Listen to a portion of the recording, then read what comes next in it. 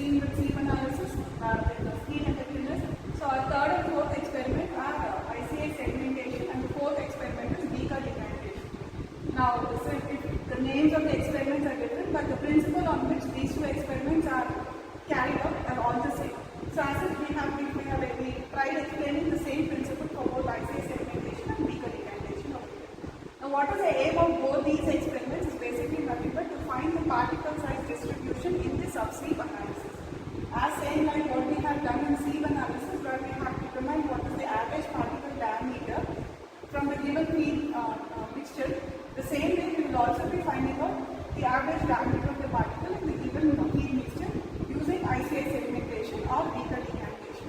But what is the difference between this sieve analysis, the average particle size determination in sieve analysis, and the particle size determination in either ICA segmentation or the Beaker decantation is depending on the range in which the particles are given. The feed particle size is defined. Okay, now before we go with that, we know how particles are defined. When we talk in terms of size of the particles, they can be defined in terms of coarse, fine and ultrafine particles. When we talk in terms of coarse particles are little bigger, so we define them in millimeters. Fine particles little smaller than them, we define in terms of micrometers, and very fine size structured material is what we define in terms of as micrometers or lesser than that.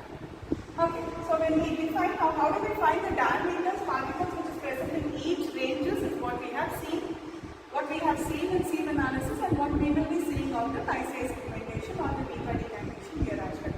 Now when we determine the particles, when the feed was given to us in coarse size range and ultra-fine size ranges, when the feed was a mixture of particles present in this category as well as this category size, we can easily determine the average particle diameters using a sieve analysis itself. How we conducted the sieve analysis experiment can help us to determine the particle size. But when the particles are present in very fine size structure, that means when they are present in very powdery fine nature, it is not possible for us to use the screens. That's basically because of the very fine size structures. Now these can easily block the course of the screen, and as such it becomes very difficult to have them separated into different fractions, as how we have done in case of screens, where we have the screens that is helping us to separate particles based on coarse and particles on fine size analysis. But in case of ultra fine size particles which are in very powdery form, it is very difficult to determine. So as such we will have to find a different methodology in which this can be done. So how do we do that? One is screening, the other one is using another condition, also using the other property of the material in nothing but the setting of segmentation condition. Now when we did screening, we used size as the basis on which the particles could be separated into bigger sized fractions or smaller sized fractions when we have feed given in this size range. But when particles are present in this size range, that is not possible. So in such cases, we will go for separation or categorizing the particles into different fractions, different size ranges in the ultra-fine category based on density of the particle. So when we talk in terms of density of the particle, we will now have to have a medium that will now help us to separate the particles into particles given in the ultra-fine size range into different categories. So we will be using segmentation or settling, where in this case we will have a medium employed, nothing but a liquid.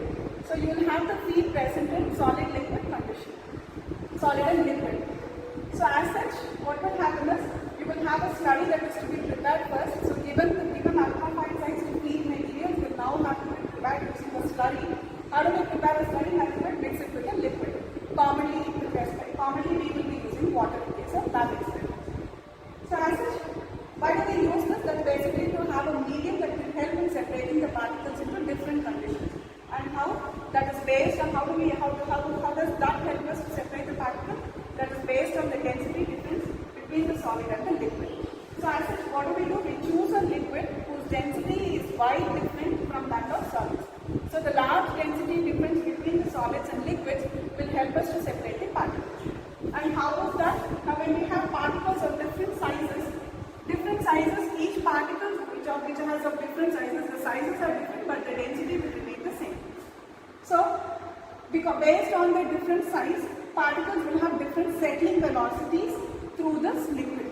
So we know that when the solids and liquids are taken, because solids are heavier than liquid, solid will obviously tend to settle down at the bottom. That is why we call them as settling or sedimentation operation. So as such, what happens? Based on the density difference, the particles will tend to settle. But how is this settling defined? Depending on the size also. So larger size particles, given their larger the size, they settle down faster. They will have higher mass concentration, so they will settle down faster. Another size range again, particles which are slightly smaller than this, so when you have the settling done, particles, so larger size particles will settle down at the faster rate. Particles which are little lesser in size compared to this size range will form a layer above. Particles which are very fine size structures, very less in size or very least in size, will form another layer above. So as such, what happens, the very fine sized structure itself, I can categorize them into 3 different fractions based on the different settling velocities. We know how to calculate the settling velocities, we know how settling experiment or settling mechanism happens, we know what are the different conditions of settling, free settling, inter settling. So based on the free settling condition, we know what equation is to use, the Stokes, we use Stokes equation to calculate the settling velocities. So we know what are the different size range of the particles present in the ultra fine, that is in the subsea range. Ultra fine particles is what we define them as subsea range. So as such, based on the different size considerations present in the subsea, we calculate the settling velocities that will now help us to separate the particles. So based on this analysis, we have 2 experiments here. One is what we call it as sedimentation, which is the same mechanism that we have discussed so far, used in case of ICA sedimentation or Beaker decantation. And the other one is what we call it as air alliteration. In case of sedimentation, we have water used as a medium of separation that helps in separating particles of different densities at different rates of settling. In case of air alliteration, we will use air as a medium that will help the particles to separate for different velocity conditions, velocity of travel of particle in the medium of air. We will now see the experimental procedure for ICA sedimentation. ICA sedimentation, ICA stands for Interior Chemical Industries. So this sedimentation, this experiment is basically used to analyze the particles which are in the subsea analysis. We've already seen the sample analysis, the particle analysis if the sample is in the coarse range. But when particles are in the very submicron range, which we normally call it as subsea range, when particles are in that range, then we normally analyze using one of the properties. So in this case, we will be using density as the property based on which we will separate the particles into different fractions depending on the size considerations and then analyze their characteristics. So the sample we will be using here is calcium carbonate. So you can see that this beaker contains calcium carbonate. So you will have to take around 4 grams of calcium carbonate of the sample and then prepare a slurry. Now the procedure we will be working on in such a way that we will now allow the particles to settle based on their settling velocities. So as such, pre-calculation is necessary in this experiment where we will take the particles, different range of particles which is present in the given sample to us, and then calculate the settling velocity. Settling velocity will be calculated using Stokes law equation, and then after we calculate the settling velocity, we will now have to fix one particular height corresponding to which we are now allowing the particles to settle. So say for example, if we fix the height as 26 centimeter, so corresponding to 26 centimeter as the height of settling, we will now have to calculate the time of settling for the given particle ranges in the sample. So that is a pre-calculation needed. So after the calculation is done, we will now have to prepare the slurry. So you will have to mix some water in this and then prepare a slurry and pour it into the column over here. If you see the experimental setup here, now this basically consists of 2 columns. One is a feed column, the other is a reservoir column. Reservoir column, we normally have some amount of water filled up so that if at all there is variation in the level of the feed slurry here, you can still make it up using water. So as such, this will be acting as a reservoir column.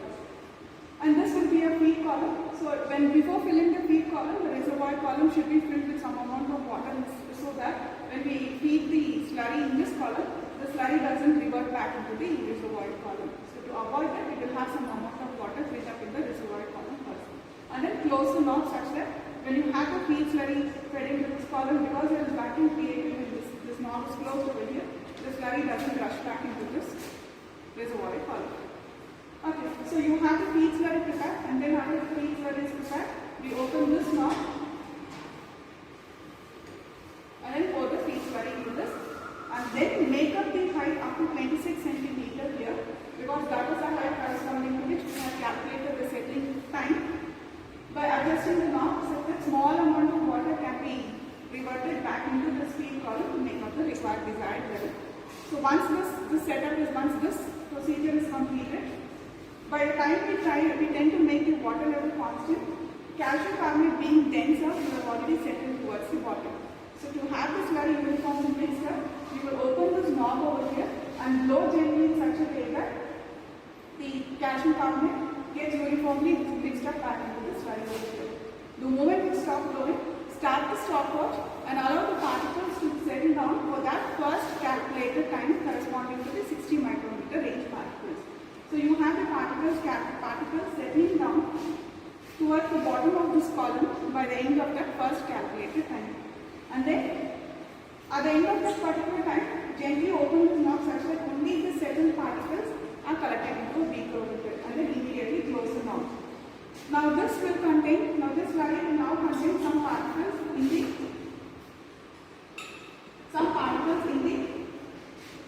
first category, that is here 60 micro. The larger particles in the given sample will be collected out over here. Now once this is collected, there will be some amount of water also flowing down along here. So as such, to separate the water, we will now put it for filtration over here. So when you subject them to filtration, you have a filter paper written over here. So all the solids will get retained onto the filter paper and the unwanted water will be drained out. Similarly, the slurry will now contain the remaining particles in the given range. So you will now again have to see what is the drop in the water level. So if it has dropped down, then again make it up using water from the reservoir such that it comes back to 26 centimeter wide, because it is the same height for which we have calculated the settling times for all the particle size ranges in the sample. So again, since the slurry is already settled down, blow gently in such a way that the slurry becomes uniform, and now allow the particles to settle for the second calculated time that will correspond to particles of 60 by √2 size range.